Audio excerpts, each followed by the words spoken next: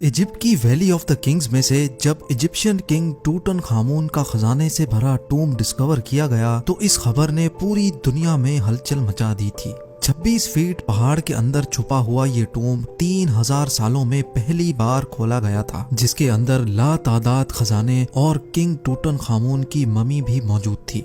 इस टूम में से मिलने वाला सोना बिल्कुल प्योर था और इसका टोटल वजन 1,03,000 तोला सोने के बराबर था, जो तकरीबन एक टोयोटा गाड़ी के वजन के बराबर बनता है। वैसे तो इस टूम से मिलने वाला तमाम खजाना और गोल्ड प्राइसलेस है, लेकिन अगर एक एस्टिमेट लगाया भी जाए तो आज के दौर में इसकी कीमत 5.5 अरब रुपयों के बराबर है। जेम टीवी की वीडियोस में एक बार फिर से खुशामदीद। नाजरीन, ये टूम डिस्कवर होने के बाद आर्कियोलॉजिस्ट ये देखकर परेशान थे कि आज के मॉडर्न दौर में भी इतना ज्यादा सोना पहाड़ों से ढूंढने और निकालने में एक माइनिंग कंपनी को कम से कम भी 10 साल लग जाते हैं। तो आखिर 3000 साल पहले, जब ना ही कोई मशीनरी थी और ना ही कोई टेक्नोलॉजी, तब एंशिएंट इजिप्शियंस ने ये सोना निकाला तो आखिर कैसे और कहां से? फ्रेंच गोल्ड एक्सपर्ट थॉमस फॉशर अपनी टीम के साथ इस मुश्किल तरीन चैलेंज का राज जानने के लिए मैदान में उतर आए। सबसे पहले थॉमस ने मिलने वाले सोने को कई सालों तक अच्छी तरह स्टडी किया और उसकी कॉम्पोजिशन मुख्तलिफ जगहों से निकलने वाले गोल्ड से कंपेयर की। कई सालों के बाद आखिरकार थॉमस और उसकी टीम को ये तो मालूम पड़ चुका था कि टूटनखामुन की टूम से मिलने वाला सोना भी किंग्स वैली के आसपास के पहाड़ों से ही निकाला गया था। अब चैलेंज था वो पहाड़ ढूंढने का जहां से एंशिएंट माइनर्स इतना ज्यादा सोना निकालते थे। लेकिन ये टास्क कोई हल्का फुल्का टास्क नहीं था। किंग्स वैली के गिर्द हजारों पहाड़ मौजूद हैं और ये जानना कि सोना कौन से पहाड़ से निकाला जाता था, ये वाकई एक इंतहाई मुश्किल तरीन काम था। फ्रेंच गोल्ड एक्सपर्ट थॉमस फॉशर अपने एक आर्कियोलॉजिस्ट दोस्त के साथ मिलकर किंग्स वैली से 80 किलोमीटर दूर एक सहरा में पहुंच गया, क्योंकि इस डेजर्ट में कई ऐसे पत्थर मौजूद हैं जिनके अंदर सोने के जर्रात छुपे हैं। इसी वजह से उनका मानना था कि अगर टूटनखामुन की टूम से मिलने वाला सोना भी इसी डेजर्ट से निकाला गया था तो यहाँ माइनिंग ऑपरेशन के कोई न कोई निशानात जरूर मिलेंगे। ये सहरा 1,36,000 स्क्वायर किलोमीटर तक फैला हुआ है, जहाँ गर्मी और पानी की शॉर्टेज की वजह से जिंदगी ना होने के बराबर है। थॉमस का मानना था कि इतना ज्यादा सोना अगर इसी सहरा के किसी पहाड़ से निकाला गया होगा तो जाहिर है उसमें काफी ज्यादा मैन पावर भी लगी होगी। थॉमस और उसका साथी इसी खोज में सहरा के अंदर जाते रहे। इस बंजर सहरा में कई घंटों तक सफर करने के बाद काफी अंदर जाकर उनको पहाड़ के नीचे एक अजीब मंजर देखने को मिला। करीब जाकर मालूम पड़ा कि ये एक कदीम जमाने का कुआं था जो पूरी तरह से खुश्क पड़ा हुआ था। ये बात तो जाहिर थी कि ये कुआं किसी दौर में यहाँ से गुजरने वाले काफिलों को पानी फराहम करता था, लेकिन हैरत अंगेज तौर पे यहाँ कुछ और भी था जो इस कुएं से भी ज्यादा इम्पोर्टेंट था। जी हाँ, थॉमस और उसके साथी को यहाँ एक पुराना कमरा भी बना हुआ दिखा जो अंदर से एक इबादतगाह का मंजर पेश कर रहा था। इस कमरे की दीवारों और छत पर काफी मेहनत से पत्थरों पर कार्विंग करके पेंटिंग्स बनाई गई थी। जब इस आर्ट वर्क को गौर से देखा गया तो इसमें एक ऐसा राज छुपा था जिसको देखकर यकीन करना मुश्किल था। थॉमस के साथ आया दोस्त जो कि एक आर्कियोलॉजिस्ट था, उसने बताया कि इस पेंटिंग में वही राज छुपा है जिसकी तलाश में हम लोग निकले हैं।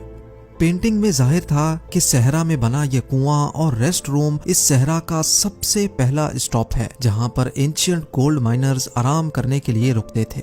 एंशिएंट इंजीनियर्स ने गोल्ड माइन तक जाने के लिए कुओं और रेस्ट एरियाज का एक नेटवर्क बनाया हुआ था। एक अंदाजे के मुताबिक हर एक रेस्ट एरिया 70 से 80 किलोमीटर के फासले पर बना हुआ है और एक रेस्ट एरिया से दूसरे तक पहुंचने के लिए माइनर्स की टीम को कई दिन लग जाते होंगे। जहां इस रेस्ट एरिया से मिलने वाली इंफॉर्मेशन से थॉमस और उसका साथी बहुत खुश भी हुए, वहीं दूसरी तरफ उनको ये भी मालूम पड़ गया था कि ऐसे कई स्टॉप्स तक उनको आगे मजीद ट्रेवल करना है, क्योंकि जिस मंजिल तक पहुंचने के लिए थॉमस कई सालों से इंतजार कर रहा था और वो मंजिल अब बहुत ज्यादा करीब दिख रही थी। इसी वजह से उन्होंने सहरा की गहराई में जाने का फैसला किया।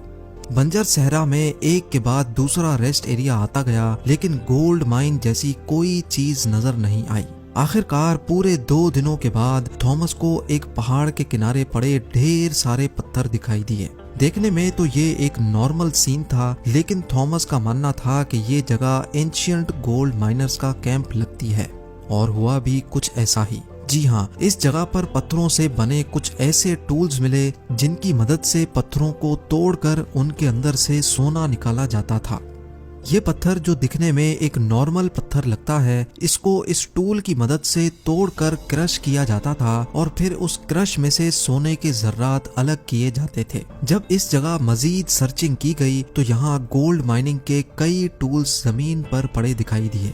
क्योंकि थॉमस को एंशियंट गोल्ड माइनिंग टेक्निक्स के बारे में काफी ज्यादा जानकारी थी, इसी वजह से उसका मानना था कि एंशियंट माइनर्स इन पहाड़ों को खोद खोद कर इनमें टनल्स बनाते थे।